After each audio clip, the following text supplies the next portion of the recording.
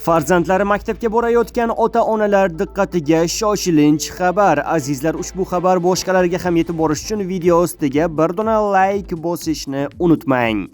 Maktablarda davomat aqlli kameralar orqali nazorat qilinadi. Maktab o'quvchilari davomatini aqlli kameralar orqali aniqlanishi haqida ijtimoiy tarmoqlarda tarqalayotgan xabarlar ko'plab muhokamalarga sabab bo'lgach, Maktabgacha va Maktab ta'limi vazirligi bunga munosabat bildirdi.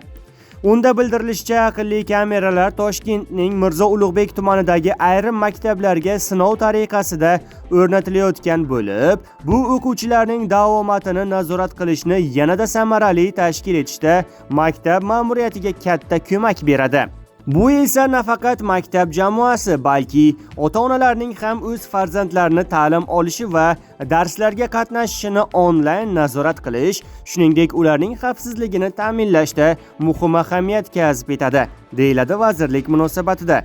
Toshkent shahar hokimining 2025-yil 29-avgustdagi qarorida hokimning yoshlar siyosati, ijtimoiy rivojlantirish va ma'naviy ma'rifiy ishlar bo'yicha o'rinbosarining poytaxtdagi barcha umumta'lim maktablarining 10 va 11 sinfxonalariga maxsus kameralar o'rnatish hamda ularda Smart School elektron dasturini joriy qilish orqali yuqori sinf o'quvchilarining davomatini, ularni fanlarga qiziqishlarini va ta'lim sifatini nazorat qilish imkonini yaratish to'g'risidagi taklifiga rozilik berilgandi.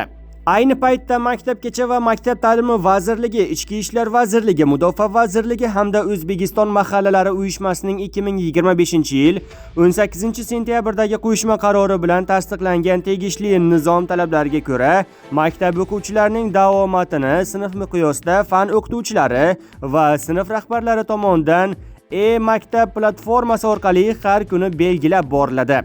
Nizomga asosan, maktabda faoliyat yurituvchi inspektor psixolog tomonidan sababsiz dars qoldiruvchi o'quvchilarning ota-onasi yoki ularning o'rnini bosuvchi shaxslarga dastlab o'rnatilgan tartibda rasmiy ogohlantirish xati yuboriladi. Bunda ota-onalar yoki ularning o'rnini bosuvchi shaxslardan o'quvchining maktabga ta'lim olishi uchun muntazam borishini ta'minlash so'raladi hamda mazkur qonuniy talabni bajarmaslik ularga nisbatan tegishli qonuniy javobgarlik belgilanishiga sabab bo'lishi haqida ogohlantiradi.